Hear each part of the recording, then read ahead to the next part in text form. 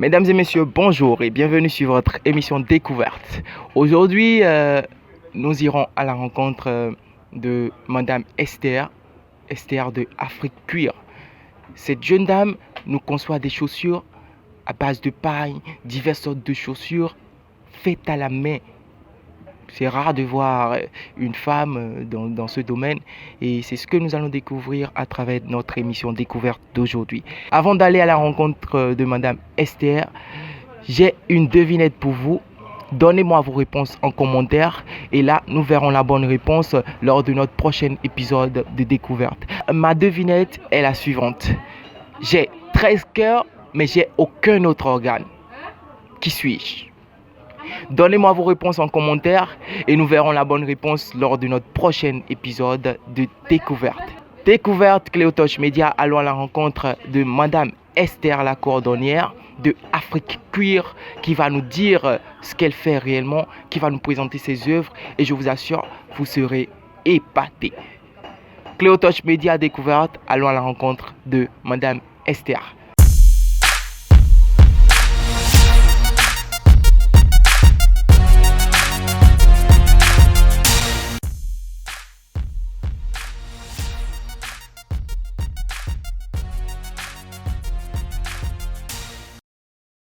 Bonjour Madame Esther. Oui, bonjour monsieur le journaliste. Comment allez-vous? Je vais super bien de votre côté. Ça va, merci. Alors Madame Esther, nous sommes avec vous aujourd'hui pour faire découvrir aux yeux du monde ce que vous faites parce que c'est un métier rare. C'est rare de voir une femme cordonnière et c'est rare de voir en fait ce que vous faites. Donc Madame Esther, pouvez-vous nous dire plus sur ce que vous faites réellement? Alors bonjour monsieur le journaliste. Moi on m'appelle Esther Onga. Je suis cordonnière de profession. Je suis dans les réparations, le sac, chaussures, un peu de tout, des accessoires en paille comme en tissu. Et je suis en même temps aussi dans les fabrications de chaussures, de sacs, ainsi que les accessoires en paille. Merci. Ok, d'accord. Alors, dites-nous, comment est-ce que vous en êtes arrivé là? Qu'est-ce qui vous a motivé en fait à rentrer dans ce domaine et comment est-ce que ça s'est passé? Alors l'histoire est un peu longue, mais en résumé, mon papa était cordonnier. C'est lui qui m'a donné la main. Après mes études de BTS en marketing et action commerciale, j'ai décidé de continuer avec le secteur. Au lieu de faire des demandes d'emploi dans des bureaux, j'ai décidé d'être cordonnière professionnelle. Ok, d'accord. Alors là, c'est de père en fille, hein. Mais d'habitude, c'est rare, on dit de père en fils, mais aujourd'hui, c'est de père en fille. Alors, madame, c'est vous qui avez fait les chaussures là? C'est vous? Oui. Alors, est-ce que vous pouvez nous expliquer un peu comment est-ce que vous arrivez à concevoir les chaussures, hein? Alors, en termes de fabrication des espadrilles en paille, de façon brève, de façon ramassée, la matière première, c'est le tissu. Les tissus, n'importe quel tissu, que ce soit de l'étagère, le houdin, le blisco, peu importe la matière ou les batiks, peu importe. Je prends avec le patron, je découpe, je double le tissu en question avec du jean à l'intérieur pour que ce soit beaucoup plus souple au pied. Et là, à la semelle, j'utilise le pantoufle et tout autour, comme vous le voyez, c'est du raffia. Le raffia, en général, nos mémés, nos mamans s'en servent dans les villages pour faire de la natte. Alors c'est ça, je prends pour tisser sous forme de natte, comme vous voyez, et je mets tout autour de la chaussure et je couds à la main. À la main? Oui, À la main. Donc, tout ce qu'on voit là, c'est fait à la main. C'est uniquement fait à la main. Waouh. Là, on voit du jean à l'intérieur et à l'extérieur, on voit la couleur du pagne. Donc, est-ce à dire que quand quelqu'un veut se vêtir et qu'il a un pagne donné, du haut jusqu'en bas, vous pouvez lui faire les chaussures en plus. C'est-à-dire quand la personne a un pagne et qu'il conçoit peut-être un bomba, vous pouvez lui faire la chaussure dessus à base du pain qu'il a utilisé pour faire son bomba. Bien sûr.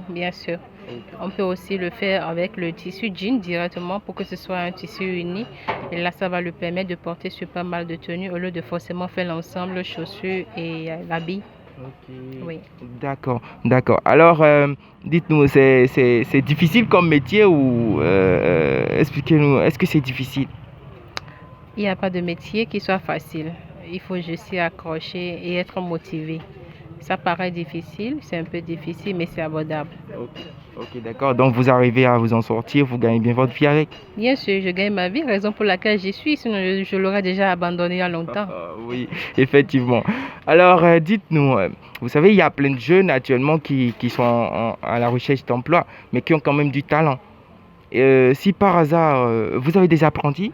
Oui, j'ai un, mais qui malheureusement aujourd'hui est un peu souffrant, il n'est pas là. D'accord, d'accord. Donc, imaginons qu'un jeune vienne vous voir et qu'il dise, bon voilà, j'ai envie d'apprendre le métier. Comme premier conseil, qu'est-ce que vous pouvez lui donner comme conseil?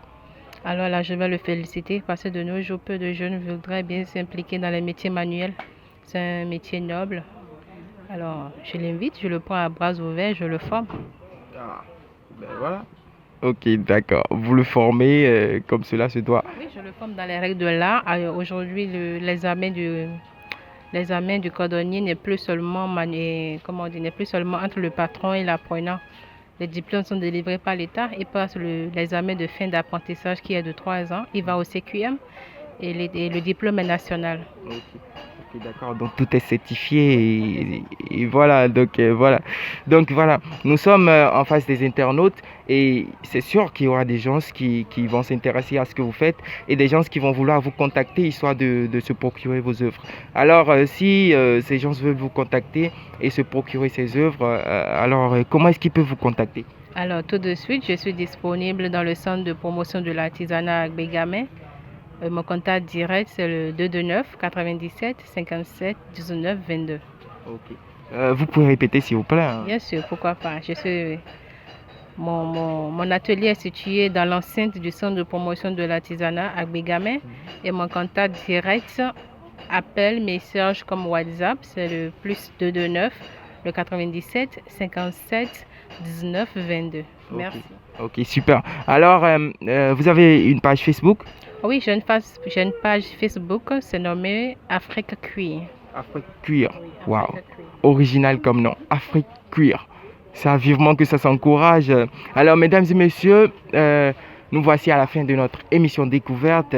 Et si vous avez aimé la vidéo, n'oubliez pas d'aimer, de partager, de commenter, de nous apporter toutes sortes de suggestions en commentaire, histoire que l'émission puisse s'améliorer à votre goût.